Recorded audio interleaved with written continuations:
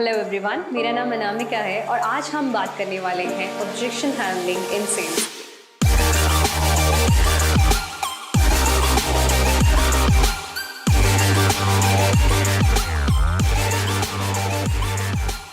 आपका 1 से 2 मिनट का जो सेल्स पिच होता है ना, चाहे कितना भी बेहतरीन क्यों ना हो, ये सेल्स ऑब्जेक्शंस ज़रूर आते हैं, है कि नहीं? तो कई बार ये होता है कि जैसे ही ऑब्जेक्शंस आते हैं या फिर ऑब्जेक्शंस का नाम सुनते ही जो है नर्वस हो जाते हैं कई लोग। कई बार ये होता है कि इसका आंसर तो मुझे पता ही नहीं है या फिर इसको मैं हैंडल कैसे करूँगी या करूँगा। तो ये जो है नॉर्मली फेस होता है। तो आज मैं आपको बताने वाली हूँ एक ऐसा 4 स्टेप अप्रोच जहाँ पे आप कोई भी काइंड ऑफ सेल्स ऑब्जेक्शन हो, इसको आसानी से हैंडल कर सकते हो। और जैसे कि नाम कहते हैं ना कि सेल्स ऑब्जेक्शन हैंडलिंग, इसको आपको सिर्फ हैंडल करना है। Sales is 90% conviction and 10% persuasion. कहा जाता है सेल्स जो है ना वो 90% जो है आपके बिलीफ पे है। आप जितने स्ट्रांगली या जितने कॉन्फिडेंटली वो आपके प्रोडक्ट एंड सर्विसेज के बारे में बिलीव करते हो, उतना ज़्यादा जो है सेल्स जो है आपके साइड में हो सकता है। It's only 10% persuasion. कन्विंसिंग आपको सिर्फ 10% ही करनी पड़ती है। सो ये जो है ये बहुत ही गहरी बात है, इसको ध्यान में रखिएगा।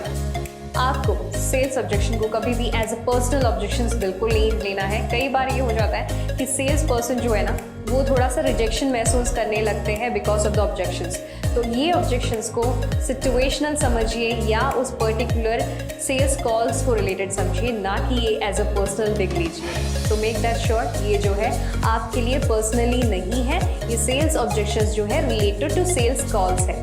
तो इसको इसी प्रकार से टैकल करना ज़रूरी है। Throughout the sales success आपको जो है जब आप अपनी क्लाइंट से बात कर रहे हो, आपको आपके बॉडी लैंग्वेज पर भी थोड़ा सा ध्यान रखना ज़रूरी है। जैसे कि आपका बॉडी लैंग्वेज जो है वो पॉजिटिव होना चाहिए, अप्रोचेबल होना चाहिए, फ्रेंडली होना चाहिए और उसी के साथ साथ आपको आर्ग्यू बिल्कुल नहीं करना है and at the same point आपको जो है इम्पल्सिवली आंसर नहीं करना है। कई बार क्या होता है ना कि जब आप सामने वाला जब कोई ऑब्जेक्शन निकालते हैं, हम उतावले होते हैं और हम लोग क्या कहते हैं, नहीं नहीं नहीं ऐसा नहीं है, इस पर्टिकुलर सिचुएशन में ऐसा है। तो ये हमको नहीं करना है। सामने वाले के जो ऑब्जेक्शंस है उसको ठीक से उनको बोलने देना है और उसके बाद ही इसमें आपको अपने देने हैं या आपको रिस्पॉन्ड करना है। Treat objection as request for further information कहा जाता है। मतलब कि आपको जब ऑब्जेक्शन कोई कर रहा है ना तो ये से मौका ढूंढिए, बिकॉज इट्स अ पॉइंट वेरिन आप जहाँ पे आपके जो कस्टमर के साथ है एक बहुत अच्छा रिश्ता जो है वो बना सकते हो। You get a time frame जहाँ पे आप लोगों को ठीक से जान सकते हो। बिकॉज इससे क्या होता है, जितना ज़्यादा सामने वाला आपको ऑब्जेक्शंस उठाता है या जितना ज़्यादा सामने वाला आपको सवाल उठाता है, इससे आपको पता चलता है कि उनका थॉट प्रोसेस कैसे है, जिसको आपने अगर कामली आंसर किया और हैंडल किया तो आप बहुत ही अच्छा सेल्स क्लोजर कर सकते हो। वैसे तो कई टाइप्स के ऑब्जेक्शंस होते हैं, बट टॉप मेन ऑब्जेक्शंस के बारे में आज हम डिस्कस करने वाले हैं। जिसमें से पहला ऑब्जेक्शन ये है जिसके बारे में मैं बात करने वाली हूँ, वो है the price is too high. आपके प्रोडक्ट के या सर्विसेज के प्राइसेस बहुत ही ज़्यादा है। या फिर कुछ लोग ऐसे भी ऑब्जेक्शन निकालते हैं कि मुझे सोचना पड़ेगा, मैं आपको सोच के बता दूँ। कुछ ऑब्जेक्शंस ऐसे भी होते हैं कि मैं अभी आपका प्रोडक्ट जो है अफोर्ड नहीं कर पाऊँगा। या फिर कुछ ऑब्जेक्शंस ऐसे होते हैं कि मुझे मेरे स्पाउस से पूछना पड़ेगा, मुझे मेरे फैमिली से पूछना पड़ेगा, या फिर कुछ केसेस में मुझे अपने टीम मेंबर से पूछना पड़ेगा। कुछ ऑब्जेक्शंस ऐसे भी होते हैं कि I am already working with a company, तो मैं अभी कुछ सोच नहीं रहा हूँ। तो इन सब ऑब्जेक्शंस को बहुत ही आसानी से आप हैंडल कर सकते हो। वो कैसे, उसका ही एक रेसिपी जो है या उसकी जो एक प्रॉपर प्रोसेस है वो मैं आज आपको डिस्कस करने वाली हूँ। एक 4 स्टेप अप्रोच जिससे आसानी से आप कोई भी ऑब्जेक्शन को जो है हैंडल कर सकते हो। तो 4 स्टेप अप्रोच ये है कि पहले तो जैसे ही सामने वाला ऑब्जेक्शन लेता है, listen to it carefully. Next इसको अंडरस्टैंड कीजिए। अंडरस्टैंड करना मतलब सामने वाला जो बोल रहा है ना, इसको अच्छे से प्रोसेस कीजिए वो इन्फॉर्मेशन को और उसके हिसाब से अनुमान लगाइए कि ओके ये क्या कहना चाह रहे हैं। ये एक जो है इसको आपके जहन में थोड़ा सा प्रोसेस करना ज़रूरी है। इसके बाद है कि आपको एक्नॉलेज करना है कि सामने वाले को डिनाई नहीं करना है। सामने वाले का थॉट प्रोसेस है उसको आपको अग्री करना है, ये एक्नॉलेज करना है। तो एक्नॉलेज करते वक्त आप अपना बॉडी लैंग्वेज यूज़ कर सकते हो, जैसे कि ओके ऐसे आप कर सकते हो। एंड इसी के साथ साथ जो है आपको फाइनली राइट क्वेश्चन पूछना है। तो देखते हैं कि क्या क्या इस ऑब्जेक्शंस को आप कैसे ये फॉर्मूला अप्लाई करते आसानी से हैंडल कर सकते हो। फर्स्ट ऑब्जेक्शन था जिसके बारे में हम लोग बात कर रहे थे, प्राइस इज टू हाई, आपके प्रोडक्ट्स बहुत ही ज़्यादा महंगे। तो इस केस में आप क्या फॉर्मूला, कैसे इसको यूज़ करोगे फॉर्मूला को।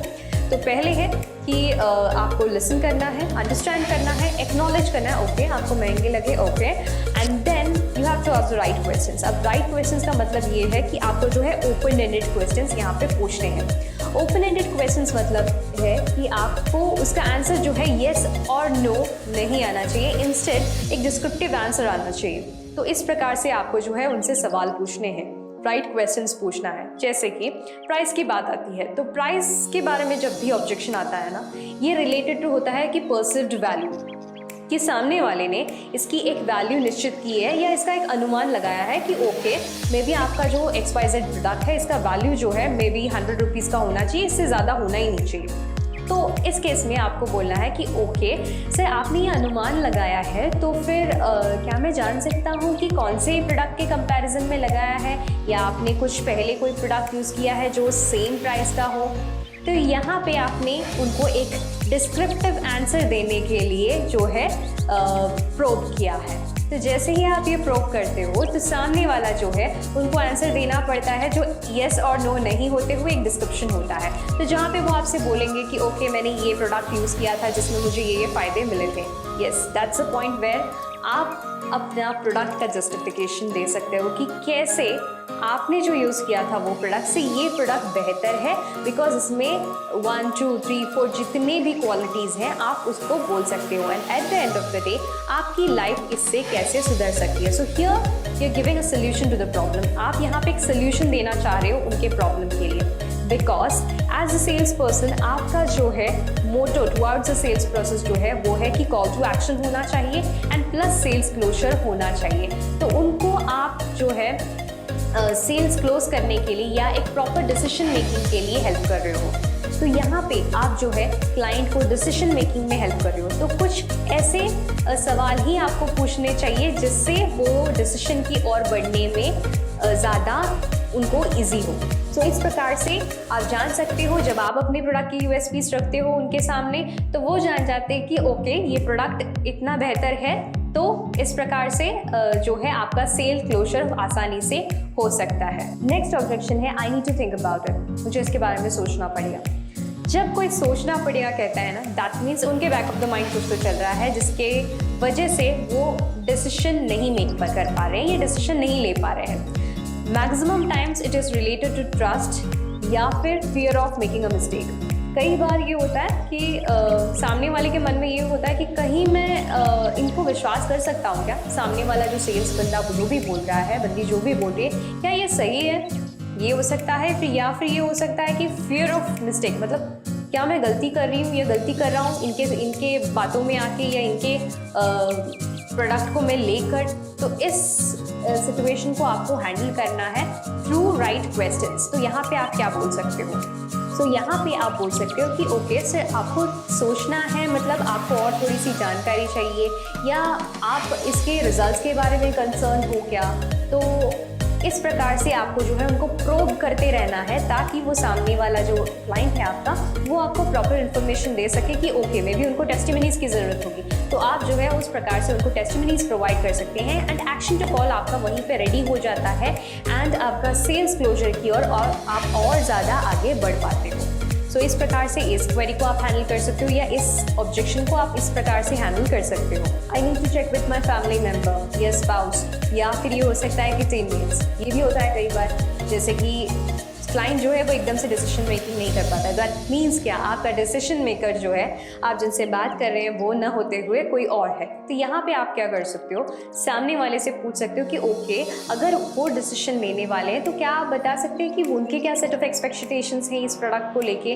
तो इस प्रकार से आप थोड़ा सा और प्रोबिंग कीजिए जिससे वो थोड़ा सा और खुल के उनके जो डिसीजन मेकर है उनके बारे में आपको बता सके, ताकि आपको जो रिक्वायर्ड डॉक्यूमेंट्स हैं आप तैयार करके रख सको, सो दैट उनके भी जो ऑब्जेक्शंस हैं वो आप आसानी से हैंडल कर सकते हो। और ऑलवेज मेक श्योर इसमें जो है एक टाइम फ्रेम डिसाइड करना ज़रूरी है। कई बार क्या होता है कि वो बोलते हैं कि यस मैं मेरे स्पाउस से पूछ के आपको बताता हूँ, I will give you a call. तो हमेशा जो है आपको एक कॉल टू एक्शन, जैसे मैंने कहा, कॉल टू एक्शन सेटअप करके रखना है कि ओके तो फिर मैं आपको कब तक कॉल करूँ, is tomorrow okay, tomorrow may be 2 PM okay. तो इस प्रकार से आपको एक टाइम एंड डेट जो है वो डिसाइड करके रखना है, जो आपको उनसे कंसेंट लेके रखना है, वेरिन आपको एक ऑप्शन मिल जाता है कि आप सामने वाले से आसानी से फॉलो अप कर सको। नेक्स्ट हमारा ऑब्जेक्शन है, मुझे आपके प्रोडक्ट्स अफोर्ड नहीं होंगे।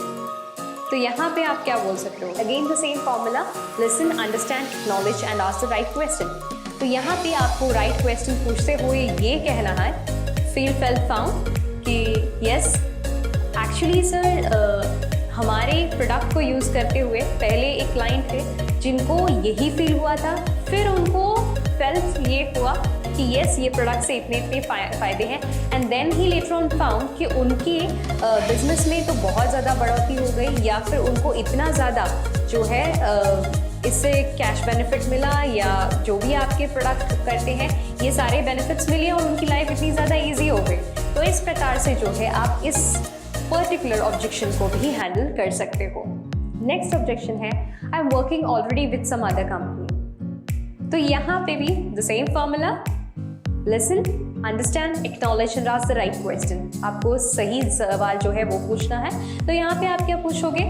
ओके वेरी गुड सर, आप ये कंपनी के साथ काम कर रहे हो, ओके ग्रेट। तो आप मुझे एक फ़ायदा बता सकते हो जिससे आप बहुत ही ज़्यादा इम्प्रेस्ड हैं उनके कंपनी के फीचर से? तब जाके आपको थोड़े से जो है बॉडी लैंग्वेज में क्यूज़ मिल जाएंगे कि सामने वाला कितने हद तक जो है इस पर्टिकुलर प्रोडक्ट या सर्विस से खुश है। तो यहाँ पे आपको एक हिंट मिल जाता है कि आपको और ज़्यादा इनको परस्यू करना है कि नहीं। सो इस बॉडी लैंग्वेज को या इस क्यूज़ को आप अंडरस्टैंड कर सकते हो और आगे आप ये पूछ सकते हो, okay so sir that means आप इस पर्टिकुलर ऑप्शन जो है, मतलब मैंने जो आपको कंपनी का डिटेल्स बताया है, इसमें आप इंटरेस्टेड हो कि नहीं, या आपको ये प्रोडक्ट इंटरेस्ट कर रहा है कि नहीं। इस प्रकार से आप पूछ सकते हो। तो इससे क्या होगा, सामने वाला येस या नो बोलेगा। कई बार ये होगा हाँ मैं मतलब अभी तो नहीं but then maybe consider कर रहा हूँ। इस प्रकार से आपको आंसर मिल गया। दैट मीन्स व्हाट, आपको एक सटल क्यू तो मिल गया कि okay this person is going to consider this into future, मतलब आगे तो वो कंसिडर करेगा या अभी भी कंसिडरेशन के मोड पे है। तो इस प्रकार से जो है आपको क्यूज मिल जाते हैं। एंड अगेन आपका कॉल टू एक्शन आपको करना है कि ओके सर आप अगर देखना चाहते हो तो मैं डेमो रेडी कर सकती हूँ, या फिर जो है आपको सर्विसेज के बारे में ज़्यादा इन्फॉर्मेशन दे सकती हूँ। तो इस प्रकार से जो है आपको कोई भी सेल्स ऑब्जेक्शन हो, आप बहुत आसानी से ये 4 स्टेप फॉर्मूला को यूज़ करते हुए हैंडल कर सकते हो। And as I initially said, इसको आपको सिर्फ हैंडल करना है। इट्स नॉट अ प्रॉब्लम जहाँ पे आपको सॉल्व करना है। कई बार ये होता है कि सामने वाला जो है ना ऑब्जेक्शंस लेते रहता है और हम लोग जो है आंसर करते रहते हैं, but then still this is a never ending loop. ये लूप जो है वो बढ़ता चलता है। बट एवरी टाइम जो है आपको एक एफर्ट लेना है कि आप कॉल टू एक्शन करो और उसी के साथ साथ जो है सेल्स क्लोजर के लिए तैयारी करो। दैट मीन्स आपको जो है इसको हमेशा डायरेक्ट करना है कि okay so if that is the case, मैंने आपको प्रोवाइड किया है इन्फॉर्मेशन, तो आप डिसीजन कब ले रहे हो। सो इस प्रकार से आप कोई भी सेल्स को जो है आसानी से क्लोज कर सकते हो with this 4 step approach easily.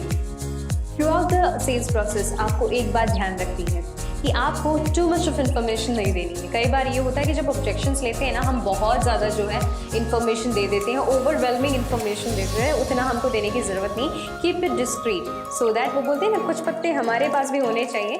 तो उस प्रकार से आपको थोड़ा सा जो है डिस्क्रीट आंसर्स देने हैं, जिससे सामने वाले व्यक्ति को जितना रिक्वायर्ड है उतना ही इन्फॉर्मेशन आपको देना है।